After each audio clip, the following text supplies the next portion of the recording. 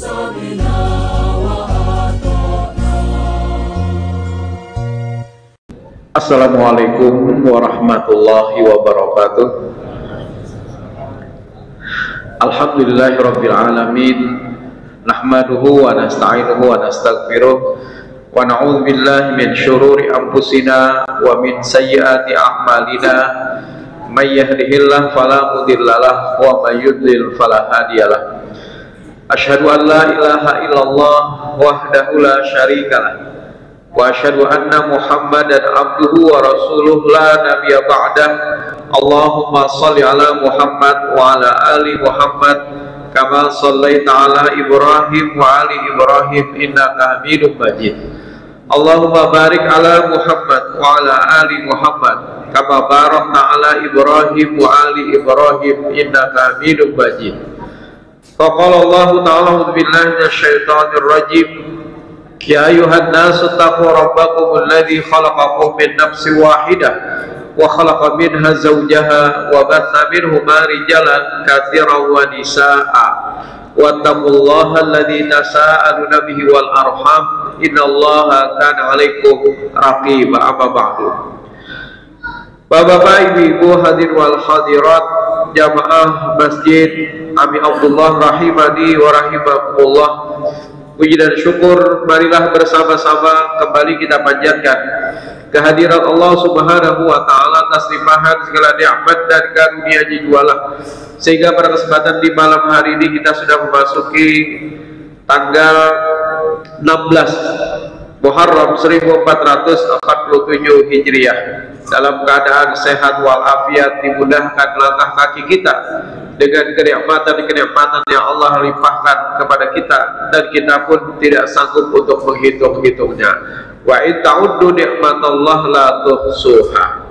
Oleh karena itulah, sebagai wujud syukur kita kepada Allah, kita pun melaksanakan perintah-perintah Allah, termasuk pada kesempatan di malam hari ini kita telah usai melaksanakan sholat maghrib berjamaah, dan sambil menunggu datangnya waktu isya, maka kita pun juga mengadakan atau hadir di kajian atau majlis-majlis ilmu. Dan orang-orang yang hadir di majlis ilmu adalah orang-orang yang sedang menempuh satu jalan di dalam menuntut ilmu. Itu adalah orang yang dimudahkan insyaallah untuk menuju surga. Man salaka tariqan yaltamisu fihi ilman sahalallahu lahu tariqan ilal jannah. Barang siapa, kata Nabi, yang dia menempuh satu jalan di dalam menuntut ilmu, maka Allah akan mudahkan baginya sahalallahu lahu tariqan ilal jannah. Allah pun akan mudahkan baginya langkah menuju surga.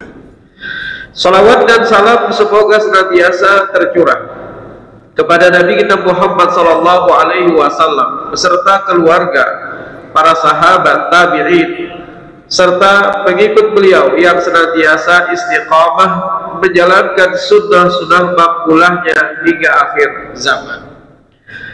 Bapak ibu sekalian yang dirahmati Allah,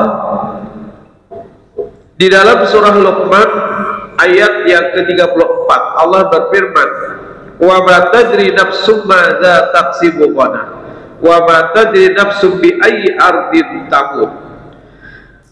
Wa ma tadri, dan tidak ada seorang pun yang dapat mengetahui nafsu madza taksibu ghadan, masing-masing jiwa atau diri apa yang diusahakannya untuk besok hari. Jadi kita tinggal menjemput rezeki, Pak. Kita tidak mengetahui berapa rezeki yang kita dapatkan untuk besok hari. Maka itu baik kalau ada orang yang bisa memastikan yang namanya keuntungan. Kalau prediksi itu boleh, Pak, tapi kalau dia memastikan keuntungan, maka inilah yang bertentangan dengan sunnatullah. Misalnya orang meminjamkan duit lalu dia minta tambahan dengan kepastian sekian persen, maka ini dilarang. Karena apa? Karena itu adalah bentuk kezaliman terhadap orang lain yang disebut dengan riba. Jadi tidak ada orang yang dapat memastikan besok untung, besok rugi, atau besok impas. Maka itu kan di dalam hukum Islam ada namanya bagi hasil. kalau besok atau bulan depan dia untung, maka dia berbagi hasil dalam keuntungan. Kalau ternyata besok atau bulan depan dia rugi, maka dia pun saling menanggung di dalam kerugian. Nah, saling menanggung dalam kerugian ini kalau yang satu memberikan modal, yang satu memberikan yang namanya keahlian atau usaha, maka yang memberikan modal ini menanggung kerugian modalnya. Yang memberikan usaha atau juga keahlian akan menanggung kerugian apa Pak? Waktu dan tenaga. Jadi adil dua-duanya.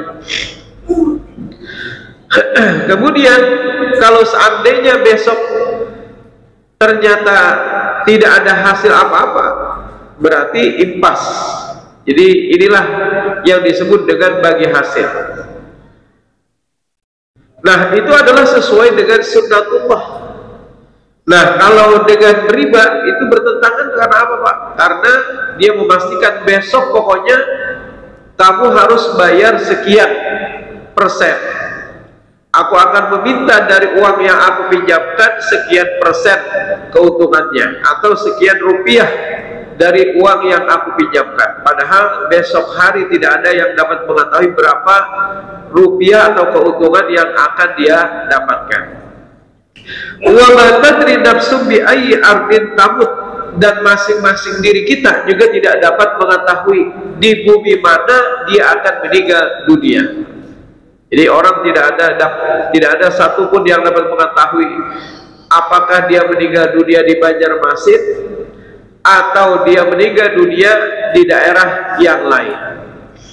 Bahkan pengawal Perdana Menteri Nabi Sulaiman ketika datang malaikat maut kepadanya ingin menjemput nyawanya, pada saat itu malaikat maut pun heran, kok kenapa Perdana Menteri dari Nabi Sulaiman ini seharusnya dicabut nyawanya sesuai dengan takdir Allah adalah di India, tapi kenapa pada hari itu dia tetap berada di samping Nabi Sulaiman?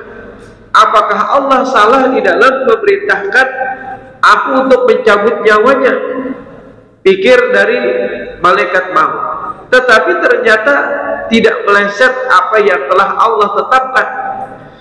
Ketika malaikat maut tadi pulang, kemudian Perdana Menteri dari Nabi Sulaiman tadi pun bertanya siapakah dia, maka Nabi Sulaiman pun berkata dia adalah malaikat maut. Ada apa gerangan dia datang ke sini?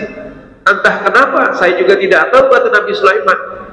Maka saking takutnya Perdana Menteri tadi minta kepada Nabi Sulaiman untuk mendatangkan yang namanya angin, agar diberangkatkan saat itu juga, detik itu juga menuju India. Ternyata disinilah letaknya ketentuan Allah itu tidak meleset, bahwa sepulang daripada malaikat maut tadi, ternyata disitulah Perdana Menteri tadi menemui ajalnya yang ditakdirkan oleh Allah. Dia meninggal dunia di India, bukan di sisi Nabi Sulaiman. Nah, Bapak Ibu sekalian yang dirahmati Allah, oleh karena itulah yang namanya kematian pasti akan menjemput masing-masing jiwa. Kullu nafsin dha'iqatul maut, tiap-tiap yang bernyawa pasti akan merasakan yang namanya kematian.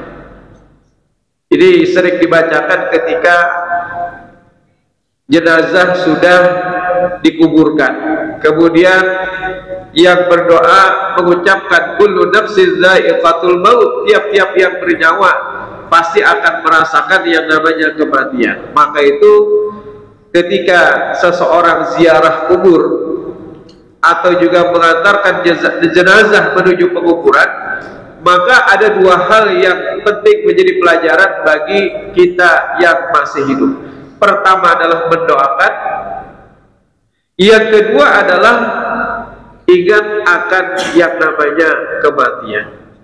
Nah, Bapak Ibu sekalian yang dirahmati Allah, oleh karena itulah kita tentunya bersiap-siap untuk menyambut kematian yang pasti akan menghampiri masing-masing jiwa. Dalam sebuah hadis Nabi Shallallahu Alaihi Wasallam disebutkan, "Aktsiru dzikraha dzil ladzati al-maut." Banyak-banyaklah kalian mengingat yang dapat memutuskan kesenangan dunia, yaitu adalah kematian. Nah, Bapak Ibu sekalian yang dirahmati Allah, sebelum kita merasakan yang namanya kematian, kita pun ingin banyak-banyak berbekal, banyak-banyak mempersiapkan, dan jadikan dunia ini adalah sebagai wasilah atau juga sebagai perantara bagi kita untuk meraih yang namanya bekal tersebut. Dan orang yang paling beruntung adalah orang yang menjadikan dunia ini sebagai tempat yang paling baik baginya untuk banyak-banyak berbekal. Innama hadhil hayatud dunya mata'un wa innal akhirata hiya darul qarar. Dunia ini hanyalah kesenangan sementara, sementara akhirat itu adalah negeri yang kekal. Dan masing-masing orang tentunya, kata Nabi, bersiap-siap tergantung kepada masing-masing diri. Kullu nas yaghdu fa ba'i nafsahu fa mu'tiquha aw mubituha. Tiap-tiap manusia itu mereka akan melanjutkan perjalanan hidupnya. Dari setiap detik yang kita lewati, dari setiap menit yang kita lewati, dari setiap jam yang kita sudah lewati, dari setiap hari yang telah kita lewati, bahkan dari setiap tahun yang sudah kita lewati, masing-masing kita pasti akan melanjutkan perjalanan kita. Kemudian faba'u nafsahu famu'tiquha aw mubiquha. Ada di antara orang yang keluar mempertaruhkan dirinya, ada yang membebaskan dirinya, tetapi ada juga yang mencelakakan dirinya. Menurut para ulama, orang yang mencelakakan dirinya di sini apa? Mereka yang tidak mempergunakan dunia ini dengan sebaik-baiknya. Sebaliknya, ada juga orang yang membebaskan dirinya, maka mereka pun adalah orang-orang yang melakukan kebaikan-kebaikan selagi dia masih berada di dunia. Nah, Bapak Ibu sekalian yang dirahmati Allah, pada kesempatan di malam hari ini kita ingin mengkaji, apabila seseorang ternyata sudah menemui akad yang namanya kematian, apakah masih ada kesempatan baginya untuk mendapatkan yang namanya amal atau juga pahala? Kan semua kita pasti ketika sudah dijemput kematian terputus semua amal-amal kita. Idza matal insan, kata Nabi, apabila anak manusia itu meninggal dunia, in qata amaluhu illa min salasin, maka terputus semua amalnya kecuali 3 hal. Jadi kalau seandainya kita sudah meninggal dunia, maka semuanya sudah terputus, Pak. Sealim apapun orang, ketika kematian itu sudah menjemputnya, maka dia tidak bisa berbuat apa-apa lagi. Maka itu ketika kita ziarah kubur, pada saat kita ziarah kubur tadi, karena kata Nabi, ingat pertama adalah akan kematian, yang kedua adalah mendoakan. Justru kita yang mendoakan, Pak. Sealim apapun orang yang ada dalam kubur, itu tidak bisa memberikan apa-apa lagi bagi kita yang masih hidup. Justru kitalah yang bermanfaat bagi dirinya. Jadi seutama apapun orangnya, sealim apapun orangnya, sebesar apapun jabatannya, kalau sudah dia meninggal dunia, maka semuanya sudah terputus. Dia tidak bisa berbuat apa-apa lagi. Tapi justru kita yang masih hidup inilah yang bisa memberikan manfaat bagi dirinya. Nah, Bapak Ibu sekalian yang dirahmati Allah, oleh karena itu dalam beberapa hadis Nabi Shallallahu Alaihi Wasallam ada beberapa amalan yang masih bisa memberikan manfaat bagi orang yang sudah meninggal dunia.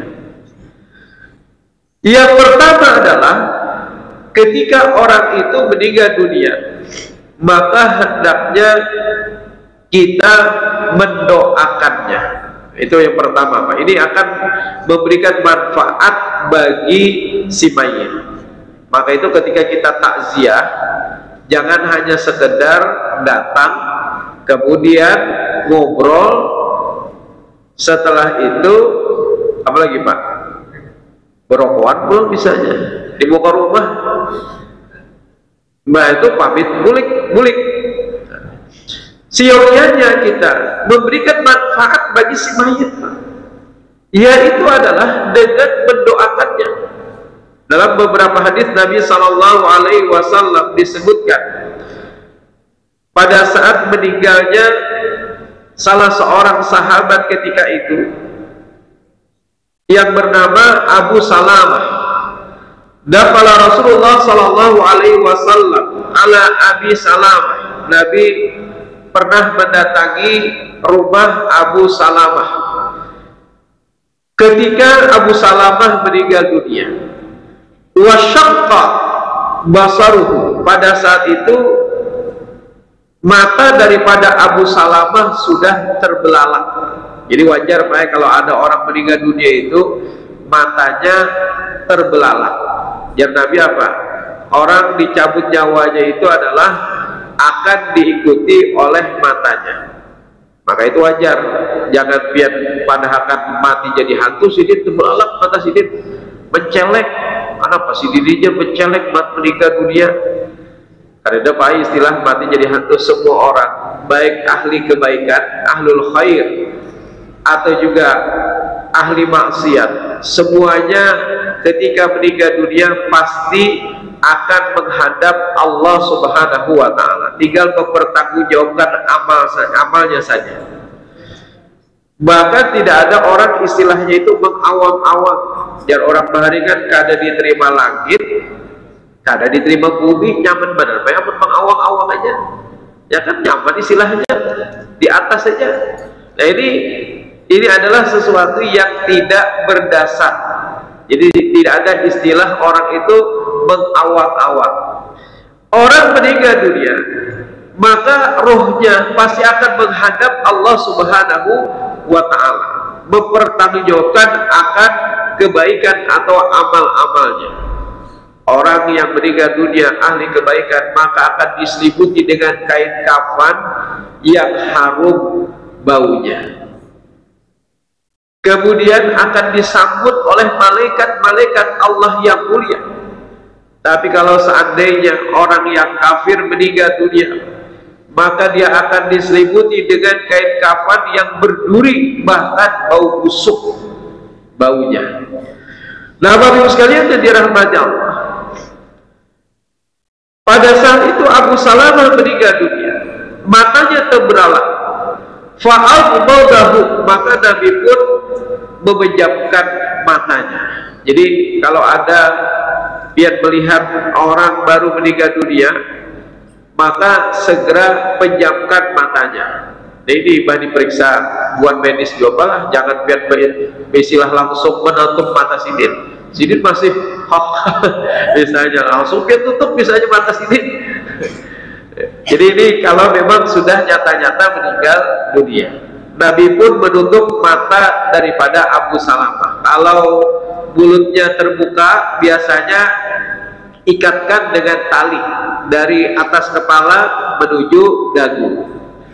Summa qala, kemudian Nabi Shallallahu Alaihi Wasallam pun bersabda, Inna ruh idza qubida tabi'ahul basar, sesungguhnya ruh ketika dicabut dari jasad itu akan diikuti oleh matanya, Nabi. Fadajjat nas min ahli, pada saat itu keluarga Abu Salamah pun pada menangis histeris, histeris. Faqala, lalu Nabi pun bersabda, la tad'u ala anfusikum illa bi khair, jangan kalian mengucapkan kata-kata kecuali itu adalah kebaikan, ya Nabi. Jadi ketika kita menemui keluarga ada meninggal dunia, apakah boleh menangis? Silahkan. Menangis itu adalah sesuatu yang normal, wajar. Bahkan Nabi Shallallahu Alaihi Wasallam ketika meninggalnya Ibrahim putra beliau, Nabi pun menangis. Wa anta ya Rasul, apakah pian menangis wahai Rasul? Kata para sahabat, innaha rahmah jangan, sesungguhnya tangisan itu adalah rahmat. Wala taqul, tapi jangan kalian berkata-kata ya Nabi, illa bi khair, kecuali itu adalah kebaikan.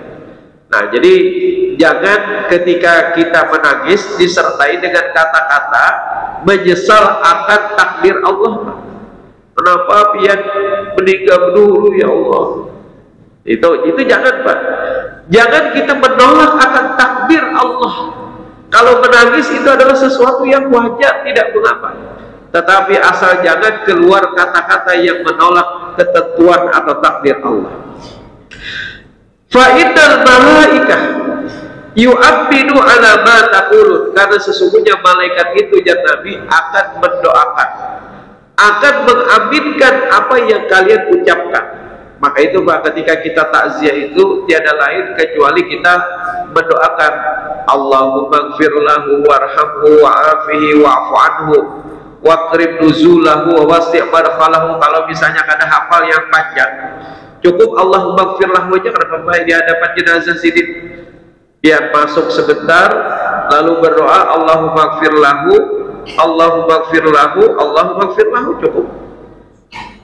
Kalau biar hadap panjang, alhamdulillah, silakan baca doa yang panjang sebagaimana sholat jenazah. Tapi sekurang-kurangnya kita mengucapkan kata-kata untuk si mayit, yaitu adalah kebaikan. Ya Allah, ampunilah akan beliau. Nah, pada saat itu Nabi SAW pun berdoa. Tsumma qala Allahumma gfir li Abi Salamah. Ya Allah, kata Nabi, ampunilah akan Abu Salamah, warfa' darajatahu fil mahdiyin, dan angkatlah derajatnya bersama orang-orang yang mendapatkan petunjuk. Wakhlufhu fi aqibihi fil ghabirin, dan gantikan dari apa yang ditinggalkannya untuk keluarganya. Waghfir lana walahu ya rabbal alamin, dan ampunilah kami dan baginya wahai Tuhan semesta alam. Wafsah lahu fi qabrih, dan fasihkanlah lisannya ketika di dalam kubur nanti. Wa nawwir lahu fihi, dan cahayailah akan dirinya pada saat di alam kubur nanti. Hadis riwayat Muslim. Nah, Bapak Ibu sekalian yang dirahmati Allah, dari keterangan yang ada dalam hadis ini, maka masih ada Pak, kesempatan bagi si mayit untuk mendapatkan kebaikan walaupun dia sudah meninggal dunia. Caranya yaitu adalah kita yang masih hidup mendoakannya. Nah, itu. Jadi banyak-banyaklah kita mendoakan jenazah saudara kita atau siapapun yang meninggal dunia, maka insya Allah itu akan memberikan manfaat bagi si mayit. Nah, Bapak Ibu sekalian yang dirahmati Allah, itu yang pertama. Yang kedua adalah ketika nanti mensolatkan. Jadi ketika pertama tadi adalah takziah, yang kedua ketika kita mensolatkan. Ini juga adalah sebagai bagian daripada menambah kebaikan-kebaikan bagi si mayit. Apa kata Nabi? Ma min rajulin muslim yamutu fayaqu ala janazatihi arba'una rajulan la yusyrikuna billahi syai'an illa syafa'ahumullah fihi. Tidaklah seorang muslim yang meninggal dunia kemudian di belakangnya berdiri sekitar arba'una rajulan, 40 laki-laki. Walaupun disebutkan di sini arba'una rajulan, 40 laki-laki, rajulan itu laki-laki Pak, tetapi maksud daripada hadis ini tidak menutup juga bagi perempuan untuk mensolatkan jenazah. Jadi tidak ada larangan sebenarnya bagi wanita untuk mensolatkan. Yang dilarang bagi wanita itu apa Pak? Ikut dalam penguburan. Kalau mensolatkan jenazah bagi wanita silahkan, tapi kalau ikut dalam penguburan maka hendaknya ditinggalkan. Sekalipun kata sahabiah, sahabat wanita, Nabi melarang akan kami ikut dalam penguburan itu bukan larangan yang keras. bukan larangan yang keras, Pak. Jadi walaupun dilarang sebenarnya, tetapi itu bukan larangan yang keras. Kalau bisa memang dihindari wanita ikut dalam penguburan. Karena apa, Pak? Karena biasanya wanita ini sifatnya lebih lemah dibandingkan laki-laki. Khawatir pada saat nanti si mayit itu dikuburkan, wanita menjerit-jerit dan segala macamnya. Yang ini tentunya dilarang. Nah, maka itu wanita kalau bisa tidak perlu ikut dalam penguburan. Tapi kalau mensolatkan jenazah silahkan. Bagi wanita tidak dilarang. Walaupun dalam hadis ini menyebutkan rajul, arba'una rajulan, disolatkan 40 orang. La yusyrikuna billahi syai'an, dia tidak menyekutukan Allah sedikit pun. Jadi ada 40 misalnya, apalagi lebih baik. Kalau pian hendak lebih disolatkan, maka insya Allah pastinya itu di Masjid Al-Jihad, Pak. Bahkan lebih lagi, Pak, selain daripada disolatkan banyak orang, bahkan lebih daripada 40 orang, apalagi, Pak, daya tariknya, Pak, yaitu adalah diantarkan dengan mobil Alphard.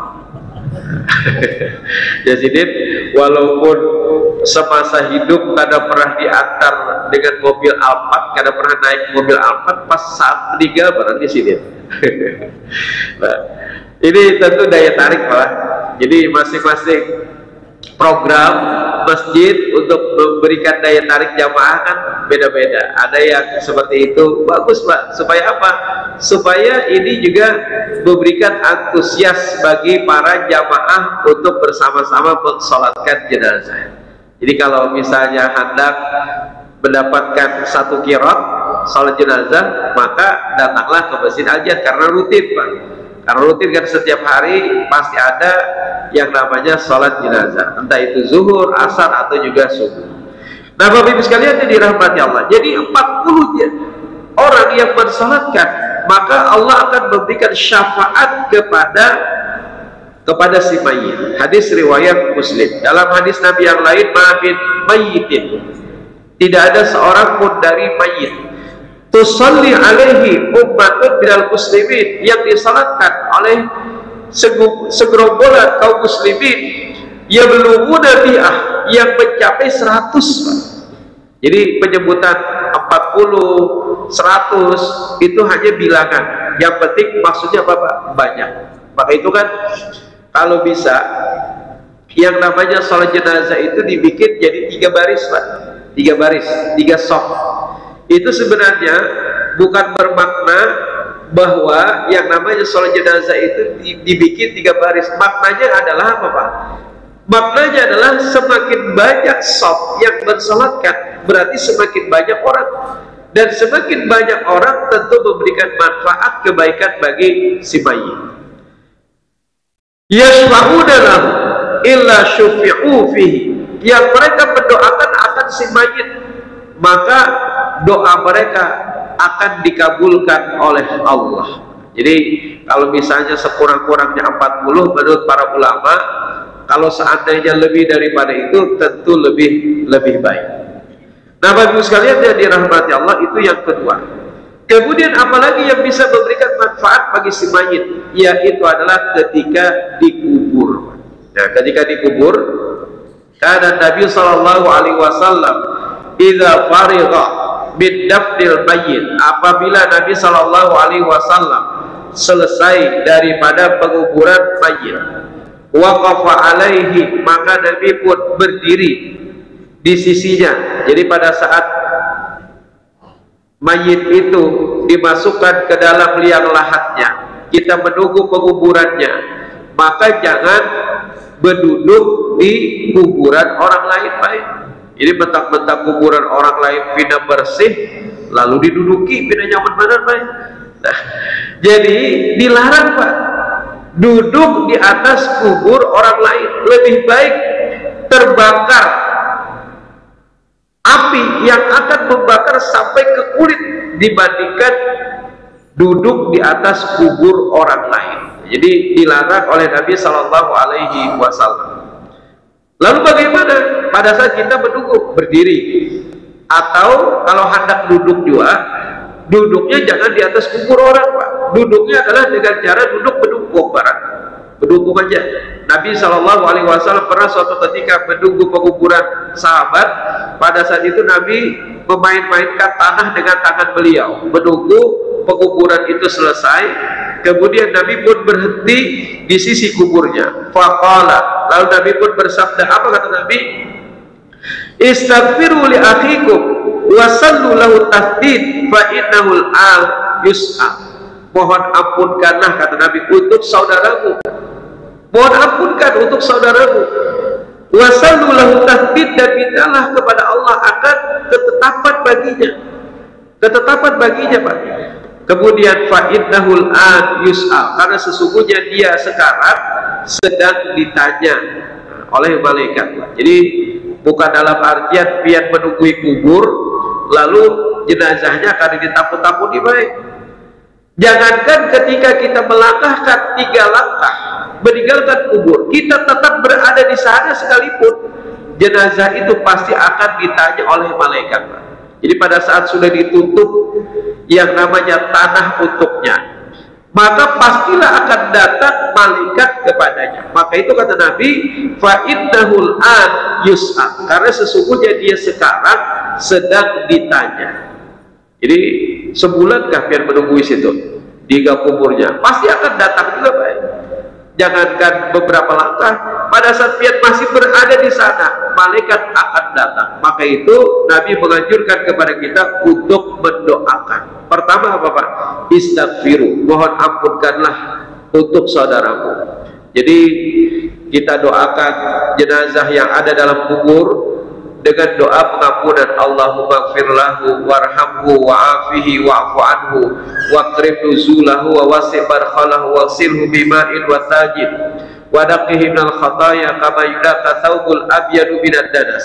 Allahumma abdilhu daran khairan min dari. Ya Allah, gantikanlah misalnya rumahnya yang ada di akhirat lebih baik daripada rumahnya yang ada di dunia. Ya Allah, gantikanlah keluarganya yang ada di akhirat lebih baik daripada keluarganya yang ada di dunia. Ya Allah, gantikanlah pasangannya yang ada di akhirat lebih baik daripada pasangannya yang ada di dunia. Lalu nyeletuk ibu-ibunya, kenapa? Biar berdoa kayak itu ya. Kita gantikan pasangannya. Bukan begitu, Bu. Semua kita pasti akan dipasangkan dengan pasangan yang serasi. Kalau seandainya suaminya soleh, maka pasti akan dipasangkan juga di akhirat dengan istrinya yang soleh. Begitu juga kalau seandainya istrinya soleh, maka pasti akan dipasangkan dengan suami yang soleh. Tapi kalau seandainya salah satunya berbeda, tidak soleh dan tidak solehah, maka pasti akan digantikan dengan pasangan yang lebih baik daripada pasangan yang ada di dunia. Jadi insya Allah kalau suami istri itu soleh dan solehah, maka pasti akan dipasangkan dengan yang sama. Lalu apakah sama juga aja dengan di dunia? Ada, Pak. Tentu walaupun sama, tetapi tentunya berbeda. Apakah di akhirat akan ada teh, Pak? Ada, Pak.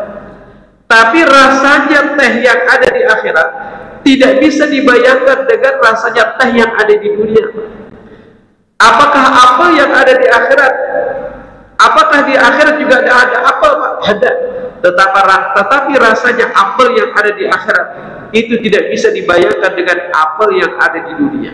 Begitu juga walaupun kita dipasangkan dengan pasangan yang tentunya sama kalau seandainya soleh dan solehah, tetapi tentunya pasti akan berbeda dengan apa yang ada di dunia. Nah, Bapak Ibu sekalian yang dirahmati Allah, oleh karena itulah ketika jenazah itu sudah dimasukkan ke dalam liang lahat, kemudian tanah sudah ditimbukan kepadanya, dikuburkan untuknya, maka pada saat itu hendaknya agar kita tetap bisa memberikan kebaikan untuk si mayit, maka doakanlah akan dirinya.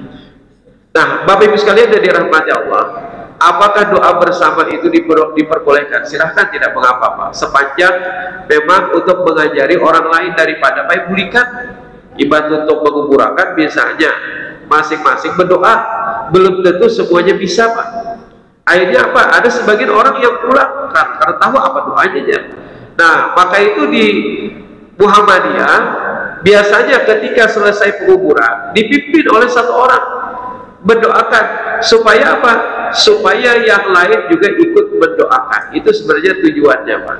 Walaupun sebenarnya kalau seandainya memang mau masing-masing silahkan, tetapi belum tentu semuanya bisa mendoakan akan si mayit yang ada dalam kuburnya. Nah, Bapak Ibu sekalian yang dirahmati Allah, kemudian apalagi yang bisa memberikan yang namanya manfaat bagi si mayit? Ada beberapa hadis Nabi Shallallahu Alaihi Wasallam. Pertama adalah inna mimma yalhaqul mu'min min amalihi wa hasanatihi ba'da mautihi. Sesungguhnya di antara amalan dan kebaikan seorang mukmin yang akan menemuinya setelah kematian itu apa? Pertama adalah ilman allamahu, yaitu adalah ilmu yang diajarkannya kepada orang lain. Jadi kalau misalnya pian mengajarkan ilmu kepada saudara, kepada tetangga, kepada orang lain siapapun, ilmu apa saja, mau ilmu agama, mau ilmu umum, kemudian dengan ilmu itu dia mengamalkannya, maka orang yang mengajarkan itu akan mendapatkan pahala. Yang kedua apa? Yang kedua adalah yaitu waladan soleh, anak yang soleh. Walaupun di dalam hadis kadang-kadang menyebutkan anak yang soleh, laki-laki itu kan, walad itu anak laki-laki, bintun anak perempuan, atau ibnatun anak perempuan. Tetapi maksud daripada hadis ini sebenarnya mencakup keduanya, Pak, baik laki-laki atau juga anak perempuan. Waladan solehan tarakahu, anak yang soleh yang dia tinggalkan. Wa mushafan, yaitu adalah mushaf, warathahu, yang dia wariskan. Nah, jadi mushaf Al-Quran, maka itu ada namanya wakaf mushaf. Pian beli Al-Quran lalu pian wakafkan. Nah, jadi semua yang kita wakafkan, insya Allah sepanjang itu masih digunakan oleh orang lain, maka ini akan masih memberikan manfaat bagi kita sekalipun kita sudah meninggal dunia. Au masjidan banahu, atau masjid yang dia dirikan. Au baitan libnis sabil, atau rumah yang dia bangun untuk ibnu sabil, untuk orang-orang yang mungkin dalam perjalanan tidak ada rumah singgah, maka dia pun bisa menetap di sana untuk tinggal. Maka rumah itu akan menjadi amal bagi orang yang membangunkannya. Au nahran, atau juga sungai ajrahu, yang dia alirkan untuk umum.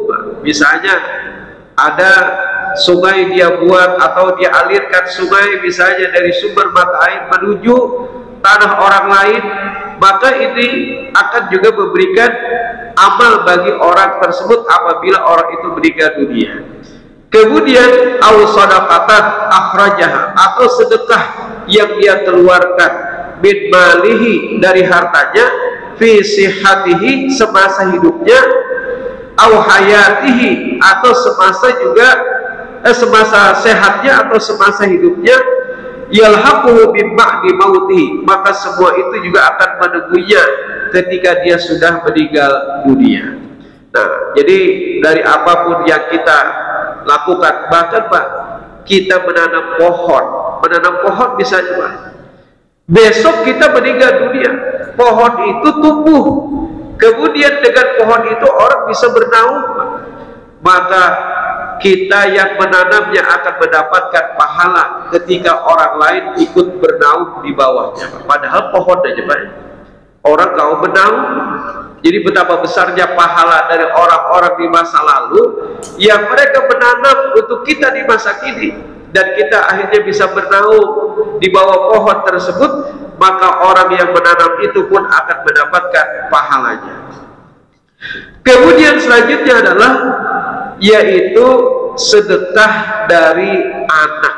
Nah ini, jadi kalau misalnya ada orang tua meninggal dunia lalu dia mendapatkan warisan, jangan hanya untuk foya-foya, tetapi ternyata dia gunakan untuk niatkan sedekah bagi ayahku yang sudah meninggal dunia, wakaf bagi ayahku yang sudah meninggal dunia, atau bagi ibuku yang sudah meninggal dunia misalnya, maka wakaf, sedekah yang diberikan oleh anak diniatkan untuk orang tua itu akan memberikan manfaat bagi si mayit. Dalam sebuah hadis Nabi Shallallahu Alaihi Wasallam disebutkan, anna rajulan qala, ada seorang laki-laki bertanya kepada Nabi, inna ummi uftulitat nafsuha, wahai Rasul, ibuku meninggal dunia, walam tusik, dan dia tidak berwasiat kepadaku, dia tidak memberikan wasiat.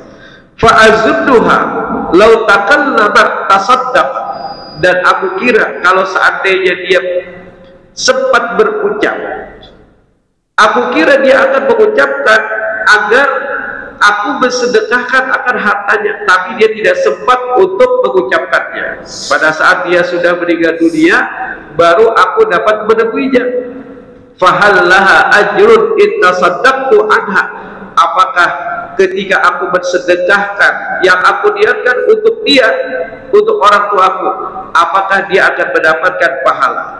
Wali ajrun, dan buatku juga pahala, biar laki-laki tadi. Jadi buat orang tuaku apakah dia akan mendapatkan pahala, sekaligus juga buatku, kata laki-laki tadi. Apa jawab Nabi? Na'am, ya Nabi. Fatasaddaqa anha, bersedekahlah untuknya ya Nabi. Nah, berarti dari keterangan hadis ini maka dapat kita ambil kesimpulan bahwa sedekah yang dilakukan oleh anak untuk orang tuanya itu akan diterima oleh Allah. Tapi kalau sholat, Pak, itu tidak. Jadi kalau ibadah-ibadah yang lain, sepanjang tidak ada contohnya dari Nabi, maka tidak bisa. Tapi kalau ada contohnya dari Nabi, apalagi Pak, misalnya haji, badal haji, misalnya ada orang tuanya meninggal dunia, lalu anaknya membadalkan haji orang tuanya, sepanjang anaknya sudah berhaji, Pak. Jadi orang yang membadalkan itu syaratnya adalah sudah berhaji.